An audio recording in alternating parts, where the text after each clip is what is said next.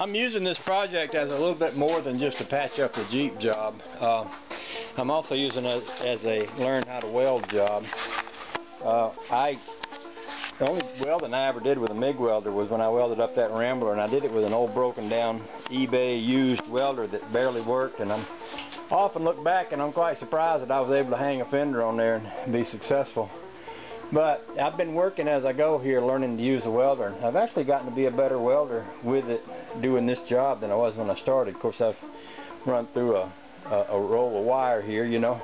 But one of the things I've heard them talking to hot rod magazines and stuff about how you can take and put a piece of metal with a hole in it on a piece of copper and weld up the hole, and the weld won't stick to the copper, but it'll fill the hole. And I thought, well, okay, I ran across a piece of copper a while ago. This metal I want to use has a hole in it. I ground it up pretty good, and I'm thinking, okay, we'll give it a shot. I'm gonna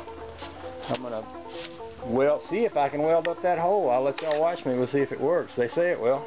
We'll see what happens.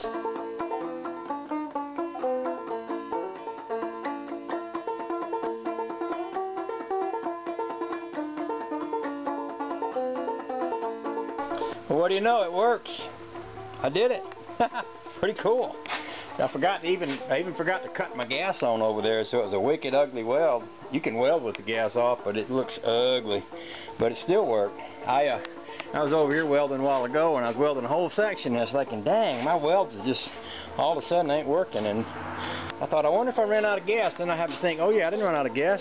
I didn't turn the gas on. So, okay, so the next thing I wanted to try doing, and this is something that Mike does, and people on YouTube have advised me to do, is they do a flush weld when they're stopping up a hole like this. I got to bend that metal to get it to fit. So I've cut this piece of metal so that it fits down inside the hole. I think it's supposed to have a kind of an exact gap, and I haven't been able to get it exact enough to work. But I'm gonna attempt to weld this into that, do a flush weld, and see how it looks. If it turns out looking like crap, next time I'll just put a plate over the top of it and weld it that way. That's the way I'd normally do it, but I'm just trying something new here. That's the only way I can think of to learn how to do this stuff, or not do it.